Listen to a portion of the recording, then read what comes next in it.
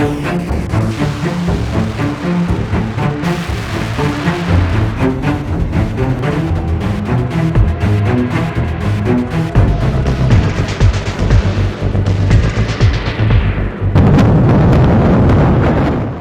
East में Israel और Iran के बीच युद्ध विराम के बाद पूरी दुनिया ने राहत की सांस ली थी, लेकिन जिस तरह से अभी तक दोनों देशों के बीच हालात बने हुए हैं, उसे देखकर ऐसा लगता है कि मिडिल ईस्ट में युद्ध का ज्वालामुखी अभी भी सुलग रहा है, जो एक बार फिर से कभी भी फट सकता है।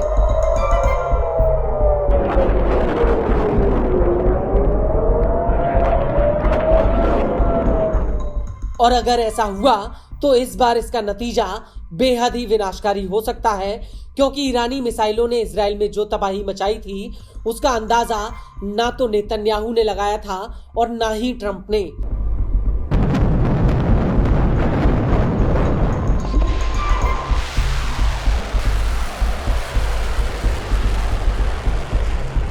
क्योंकि इजराइल पर जवाबी हमले के दूसरे हफ्ते में तेहरान से बैलिस्टिक मिसाइलों के जत्थे इजराइल के अलग अलग इलाकों पर टूट पड़े थे।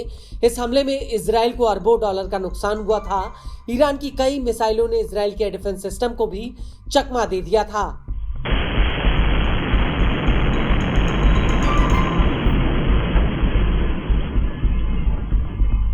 लेकिन अब ऐसा लगता है कि दोनों देशों के बीच एक बार फिर से युद्ध भड़क सकता है।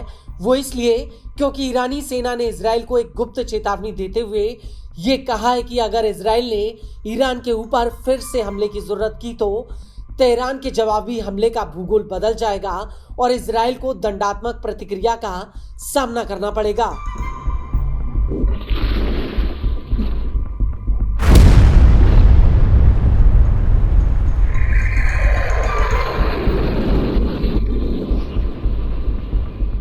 इसको लेकर ईरान की न्यूज एजेंसी महर ने ईरानी सेना के प्रवक्ता अली मोहम्मद नैनी के हवाले से कहा है कि प्रतिक्रिया का भूगोल और जंग का मैदान बदल सकता है और ईरान की प्रतिक्रिया पिछले हमले के मुकाबले और ज्यादा कुचलने वाली होगी। अगर इजराइल ईरान के ऊपर फिर से नया हमला करता है तो इस युद्ध को खत्म करना हमारे हाथ में होगा।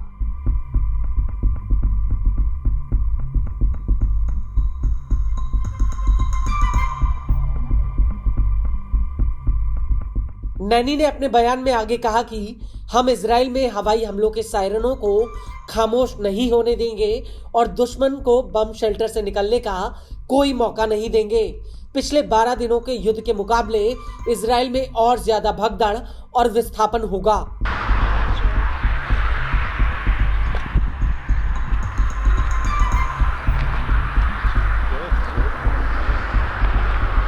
आपको बता दें कि ईरानी सेना की इस धमकी के पीछे कई मायने हैं। वो इसलिए क्योंकि हाल ही में एमिरेट्स न्यूज एजेंसी ने खबर दी थी कि 30 जुलाई 2025 को ईरानी सेना के एक टॉप जनरल इराक पहुंचे हैं, जहां पर उन्होंने तेहरान समर्थित मिलिशिया से अपना समर्थन मजबूत करने की बात कही है।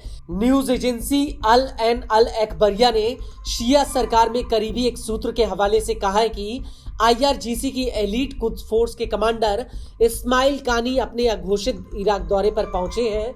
इस दौरान उन्होंने सरकार के सीनियर नेताओं और मिलिशिया नेताओं से मुलाकात की है ताकि दोनों के बीच में एकता और समन्वय किया जाए, क्योंकि इराक में संसदीय चुनाव अब कुछ ही दिनों दूर है। हालांकि कानी के इस दौरे के पीछे ईरान की हालिया धमकी का भी जवाब छिपा है और ऐसा कहा जा रहा है कि भविष्य में इजराइल पर हमले में इराक भी कूद सकता है।